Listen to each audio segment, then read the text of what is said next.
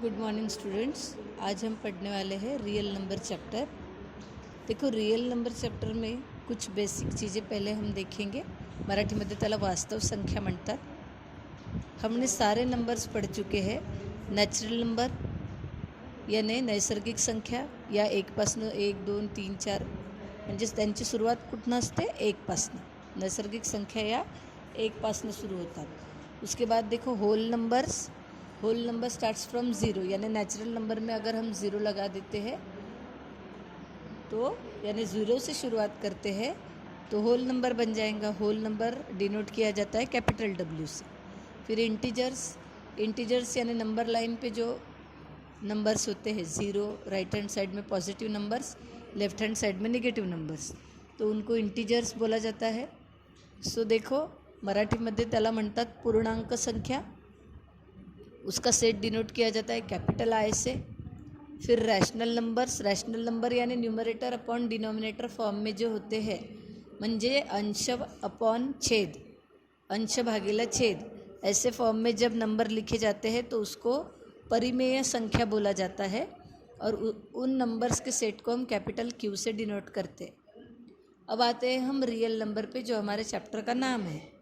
So real number यानी क्या होता है? ये जो हमने ऊपर इतने जो नंबर्स देखे, इन सारे नंबर्स का सेट यानी रियल नंबर। यानी इन शॉर्ट क्या बोलेंगे हम? ये रियल नंबर ये सबसे बड़ा है और उसके अंदर ये सारे नंबर्स आते हैं। नेचुरल आते हैं, होल आते हैं, इंटीजर आते हैं और रैशनल भी आते हैं।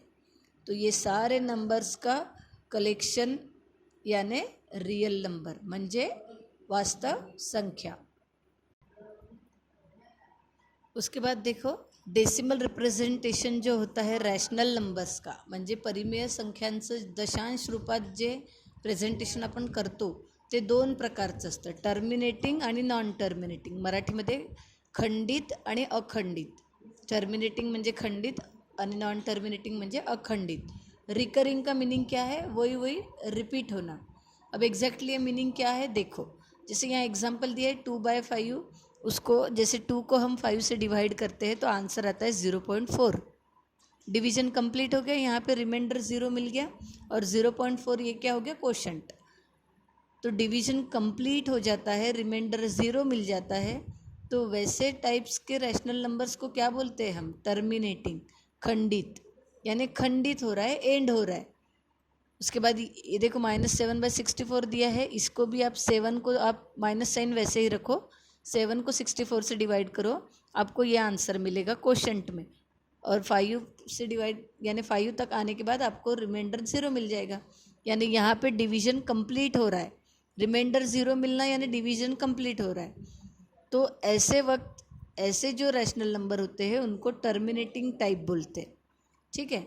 और नॉन टर्मिनेटिंग यानी डिवीजन आप परफॉर्म कर रहे हो लेकिन रिमाइंडर कुछ 0 मिल नहीं रहा, आप परफॉर्म करते जा रहे हो, तो वो हो जाएगा नॉन टर्मिनेटिंग। मराठीमध्ये अखंडित, म्हणजे ज्याचा एंड होत नाही, खंड होत नाही, ठीक है।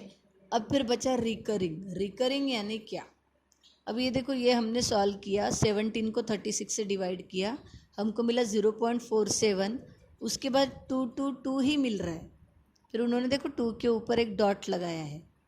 2 के ऊपर डॉट इसलिए लगाया है कि वो 2 ही सिर्फ अब आगे रिपीट हो रहा है, और रिपीट होता है तो रिकरिंग बोलते हैं, ठीक है। अब ये सेकेंड वाला देखो, यहाँ पे डेसिमल के बाद 2 6 9 2 3 0 7, फिर से 6 9 2 3 0 7, ठीक है। यानी 6 9 2 3 0 7, 6 9 2 3 0 7 ये रिपीट होने वाला है। इसलिए देखो 6 9 2 3 0 7 पे उन्होंने पूरा बार लगा दिए। एक नंबर है तो हम डॉट लगा देते हैं, लेकिन बहुत सारे नंबर्स रिपीट हो रहे हैं तो पूरा ये ऐसा लाइन बनाते हैं, उसको वो इंग्लिश में बोलते हैं बार। तो ठीक है, तो ये रिपीट हो रहा है इसलिए रिकरिंग है, और डिवीजन एंड होने ही नहीं वाला है। 6 9 2 3 0 7 ये बार बार आने वाला है, इसलिए वो नॉन टर्मिनेटिंग है, अखंडित है। थर्ड वाले में भी देखो, 56 को जब आप 37 से डिवाइड करोगे तो डेसिमल के बाद 513 513 513 रिपीट हो रहा है, यानी रिमाइंडर 0 नहीं मिल रहा है। क्वोशंट में एक 513 ये बार बार आ रहा है, इसलिए ये रिमाइंडर ज़ीरो नहीं मिला, इसलिए नॉन टर्मिनेटिंग। और क्वोशंट में 513 बार बार आ रहा है, इसलिए रिकरिंग, यानी नॉन टर्मिनेटिंग रिकरिंग। सो अभी हम देखेंगे इस पर बेस्ड एक्सरसाइज जो है हमारी प्रैक्टिस सेट 2.1।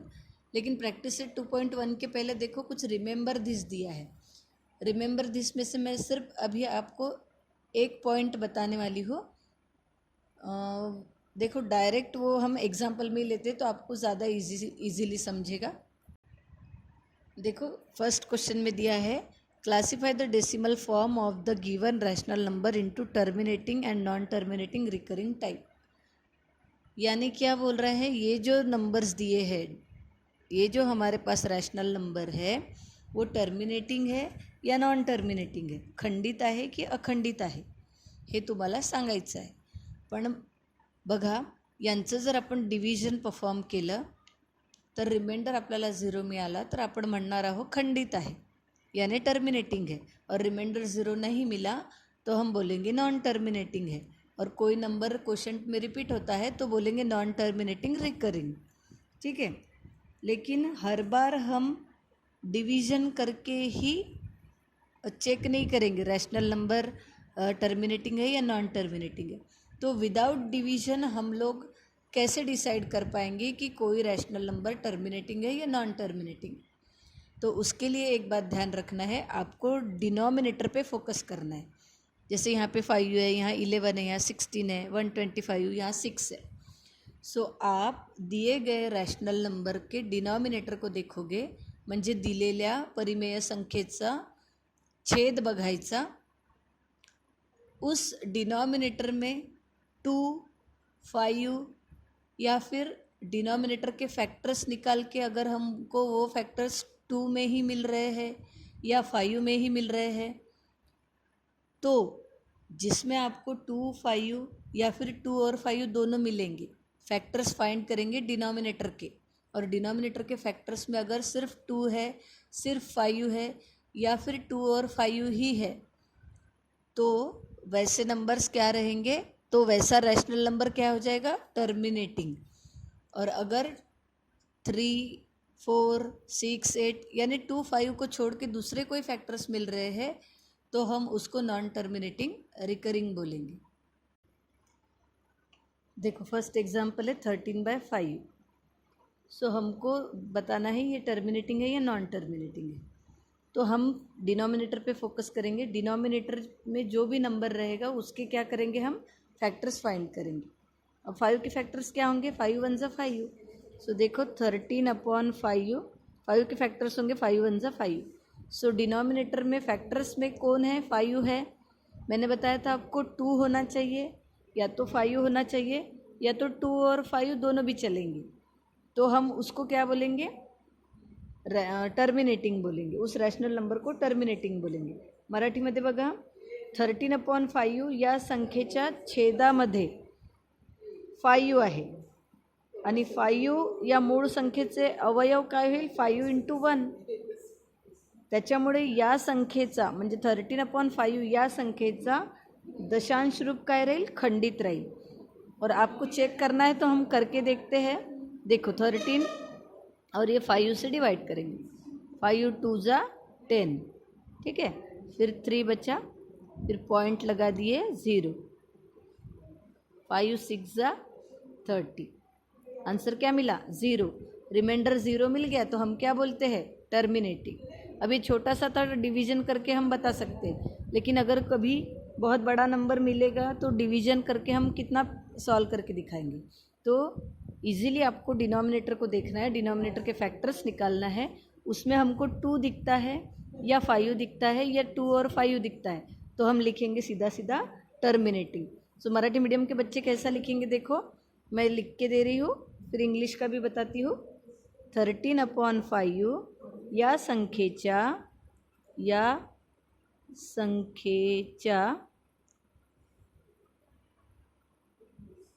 छेदात 5 हा मूळ अवयव आहे, याने फाइव ही तो है उसका फॅक्टर, 5 × 1 = 5. तर संख्येचे दशांश रूप काय राहील मग? खंडित. मग लिहायचं म्हणून 13/5 संख्येचे दशांश रूप खंडित आहे. ठीक है. सो इंग्लिश मीडियम के बच्चे कैसा लिखेंगे? ऐसा लिखना है इंग्लिश मीडियम के बच्चे को, 13/5 is terminating type because it's denominator is prime factor 5. पहले तो ये लिखोगे 13/5, फिर उसके आगे लिखोगे 13/5 × 1, और ये सब मराठी मीडियम के बच्चे लिखेंगे और ये इंग्लिश मीडियम के बच्चे. सेकंड देखो 2/11 है, तो 11 के फैक्टर्स क्या आएंगे? 11 × 1 = 11. सो लिखते वक्त आपको क्या लिखना है? 2/11 या संख्येच्या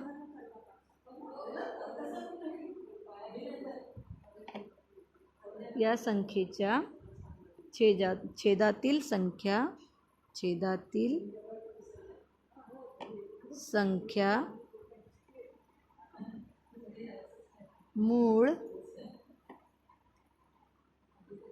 अवयव 2 आणि 5. यहाँ 2 दिख रहा है क्या? 5 दिख रहा है क्या? नहीं, दोनों भी नहीं दिख रहे, इसलिए 2 आणि 5 यांच्या व्यतिरिक्त आहे, म्हणून संख्येचे दशांश रूप अखंड आवर्ती असेल.